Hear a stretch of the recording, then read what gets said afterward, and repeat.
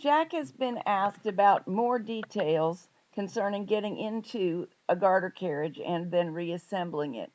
Have a look at this video. If you've been trying and have been stumped, this should help.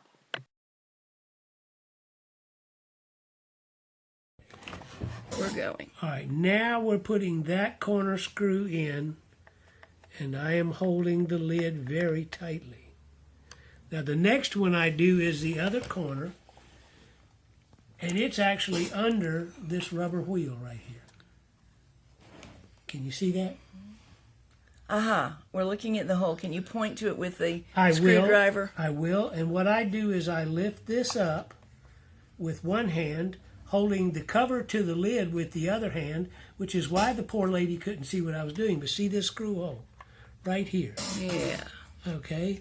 I use a smaller screwdriver than you would have to use, and the reason is, let me get this started. Oh, you're trying to work through the hole that's beneath that wheel. Well, I don't do that. You don't? No, see, that's why I use a little screwdriver, and let me tilt it up again.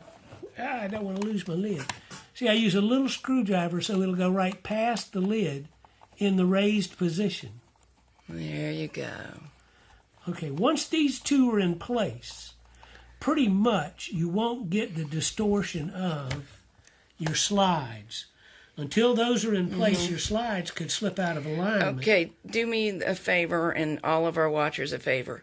Flip it back upside down and in position, point to where they were, because I was focusing in real close. All right, there's one screw right there. Okay. And you can access it through the cover right here, easily enough. Okay. That hole. All right. There. This one has a hole, but it's under the flipper. Now, you can always take it's not a flipper. This roller off. Yeah. And it would be easy. But what I do is, see, when the hinges aren't attached. Okay. I think we now have it. But there it is. Position. Yeah. I just wanted to make sure third one that its position on the carriage was clear. Is right here. Is that where you can see? Let's turn it to the light and see. Right there.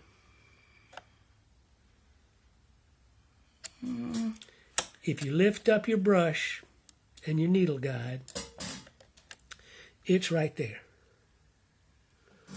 Yeah. They're seeing it right there. Okay, great. And I'll go ahead and start the screw in. Now, this is a tricky one. It would help me to be about 3 feet taller. Well, here, let me slide towards you and move the light at the same time.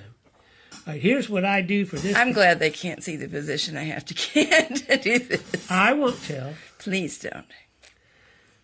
All right, here's what I do is I take the hemostats, and you'll have to move a little bit, and get that screw into position, because it's almost impossible, even with a slightly magnetized screwdriver, to get this. Now, just to give you a reference, this is where the needle lives, right in that tube, right there. And, okay. And this is the needle retention guide right there. So now you get a reference to the needle where that is. And again, this one goes screwed in tight, just like that.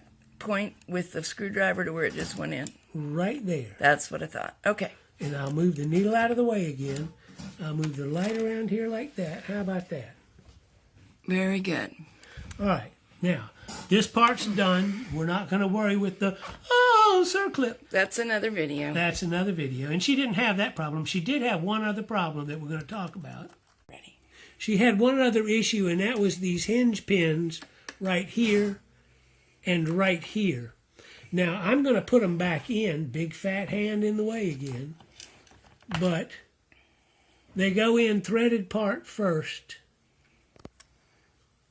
All right, and now that threads into, as soon as I get it going here, I've got to drop it down. Don't worry until I get it started.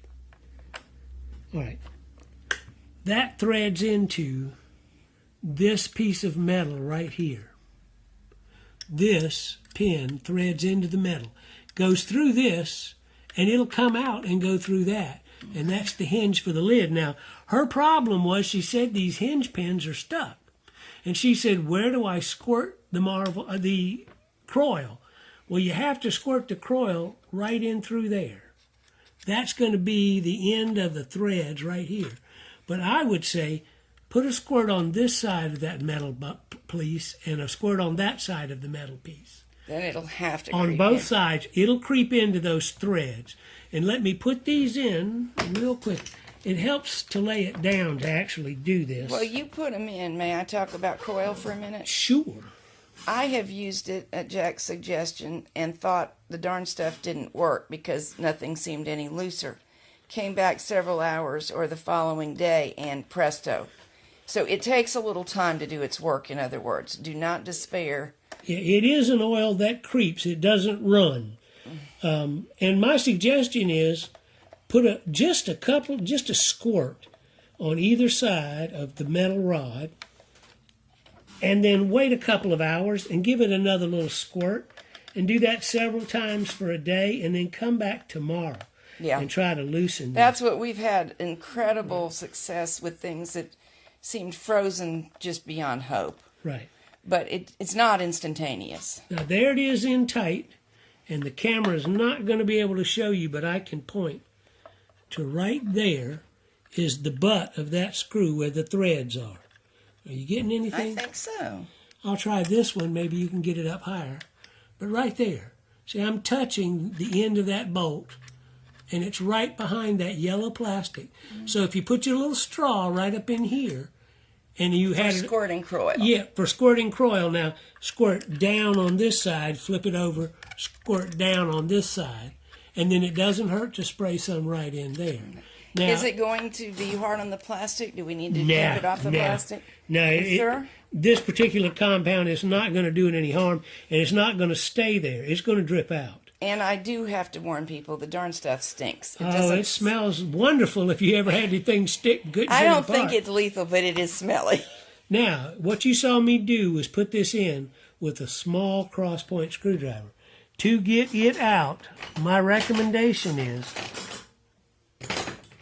to get a full-size screwdriver.